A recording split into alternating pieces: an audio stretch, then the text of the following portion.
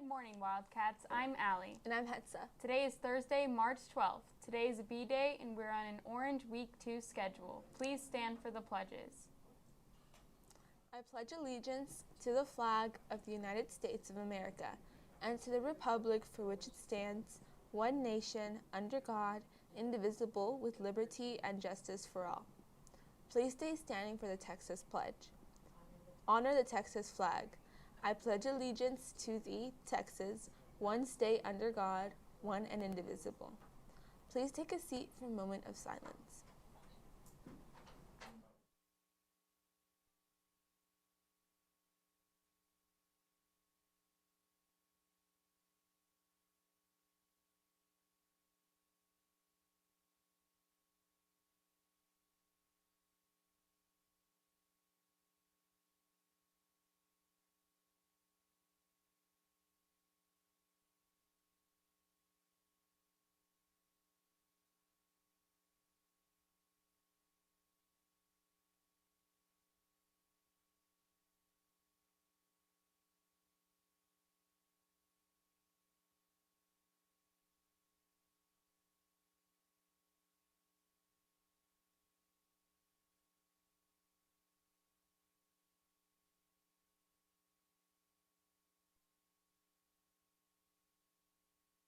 Now let's hand it over to Dr. Muniz for our Q&A.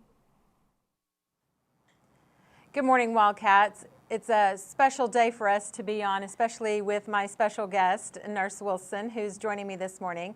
And we wanted to come on this morning to just kind of talk about a few of the things that have been on everybody's mind here in Houston and especially here at Westchester, and that is the coronavirus. As we know, being responsible people who know how to look for very reliable and valid sources for our information, we want to make sure that we're keeping those things in mind and addressing some of the questions that you guys may have on your minds, as well as all of us here in the city. Just really what's the truth about some things. So we're going to go over some general questions, and then I will give you some information about what it means for us here at Westchester. So let's just begin. Nurse Wilson, what can you tell us? We've heard the terms coronavirus and COVID-19. How are those maybe the same or different from each other? Well, the coronavirus, we've seen coronavirus before, but this is a brand new one that we have never had in any community before, and therefore no one has immunity to it. The name is changing as we have more information. It was COVID-19 because it started in January of 2019. And again, it's a virus, so antibiotics don't work, and what we do with any virus, whether it's the flu or something new, is we rest, drink plenty of fluids, and treat the symptoms for comfort management. So so what are the symptoms of COVID?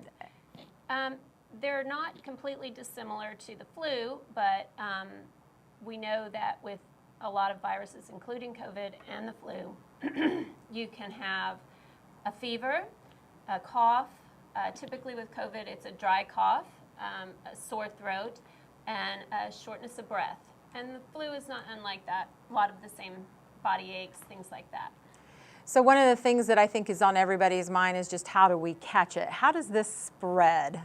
Well, we have limited knowledge because we have had limited experience. But to the best of our knowledge right now, it is caught through droplet form. So when people cough or sneeze and there is a spray, that is where the disease is communicated. There is also a question as to whether it can be airborne, meaning those droplets can sort of suspend in the air or on surfaces for a little bit after the actual person who's got the illness has perhaps left the room or turned away. So that is unknown, but that is what is suspected right now. So that must be why we're hearing so much about maybe staying a certain distance from people, especially if they're coughing or sneezing, because the closer you are to someone, the more likely you are to be in the range of being able to have those droplets on you. So that kind of leads me to my next question.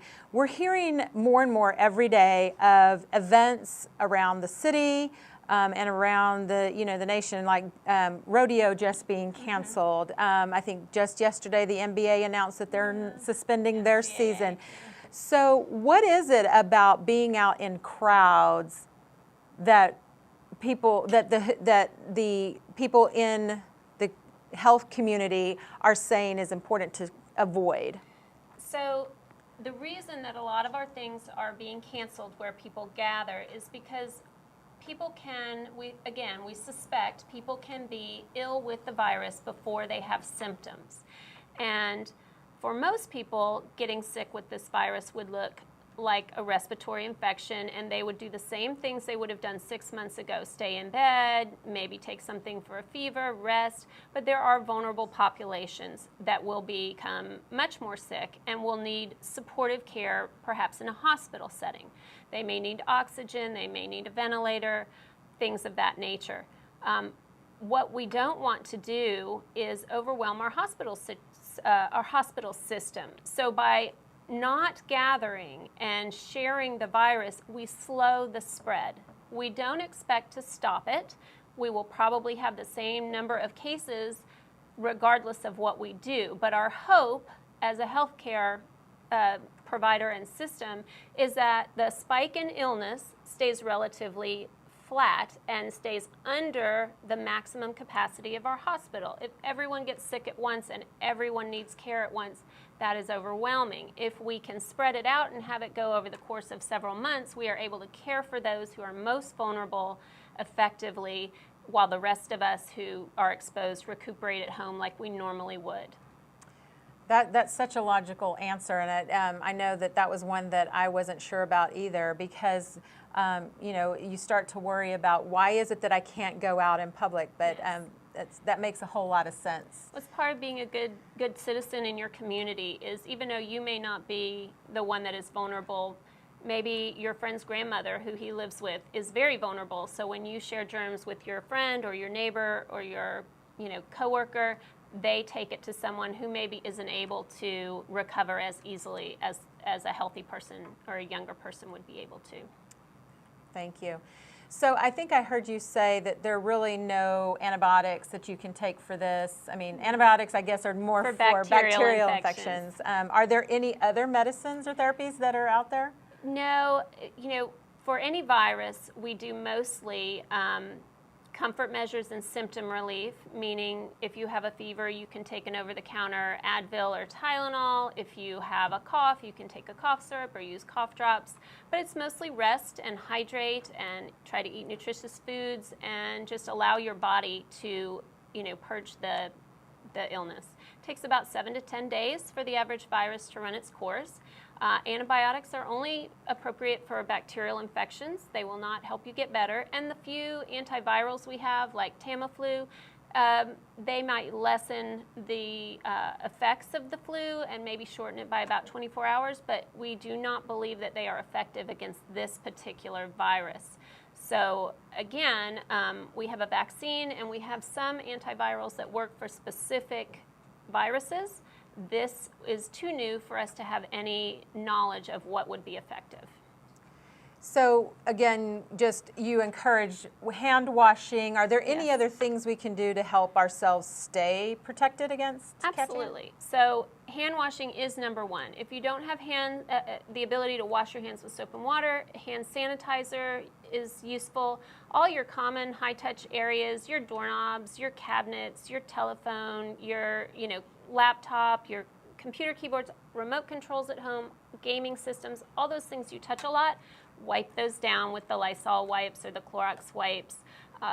Again, if you're coughing or sneezing, please do it into the crook of your arm or tissue that you can dispose of. Clean your hands afterwards. If you're sick, stay home and rest. Just like you would have, 6 months ago. You don't need to go to the ER. If you think that you have been exposed to COVID, call your doctor. Again, most of us need to stay home and rest. We don't need to go to an ER. They will still be prioritizing heart attacks and strokes and broken bones over people who have a respiratory illness. So not the best place for you to go. Wonderful. Thank you. So thanks for answering all those questions. I know they're on the top of a lot of people's minds.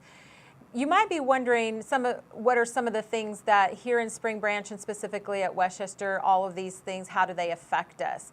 Well, your parents and maybe you are getting emails almost daily from the district regarding where we are with the situation, and our district leaders are taking their lead from organizations that are like the CDC, the City of Houston, who is also taking direction from the CDC, and making sure that they're making the right decisions for the entire community.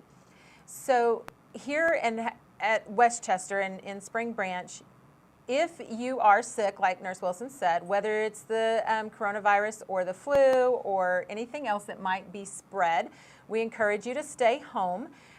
Those absences are excused. And if you feel like you may have it and you need to stay home a little longer, make sure that you return with a note and those absences will be excused. This Friday is going to be the cutoff for exemptions based on absences for our finals at the end of the year. So after March 13th, tomorrow, any absences that people incur or that prevent them from coming to school won't be counted against you in terms of exemptions, so you don't have to worry about that part. Also, you should know that our facilities services, our custodial services, are doing a lot of cleaning at night and making sure that our surfaces are clean from day to day, and they're using hospital-grade materials to do that, or disinfectants to do that. But during the day, like Nurse Wilson said, it doesn't hurt to avoid maybe, the doorknobs, pushing them with your hands or things like that. You can push them with your forearm or your elbow. And we also have some Clorox wipes that are in classrooms, or at least in pods, that can be accessible, and teachers can use those to wipe down table surfaces, desk surfaces, and doorknobs, things like that. We're just being, extra precautious about those things. But our buses are also being disinfected. Over the spring break, they are using some pretty high-powered distributors to make sure that all of the bus seats are cleaned and disinfected.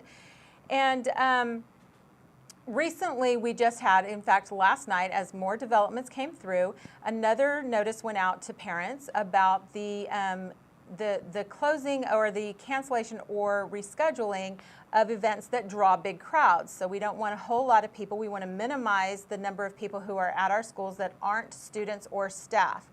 So to that end, we are going to be rescheduling the Wildcat Dance Team Spring Show, since that is scheduled to take place after spring break. So anything through the end of March right now that is drawing large crowds or brings visitors to the school has been discontinued.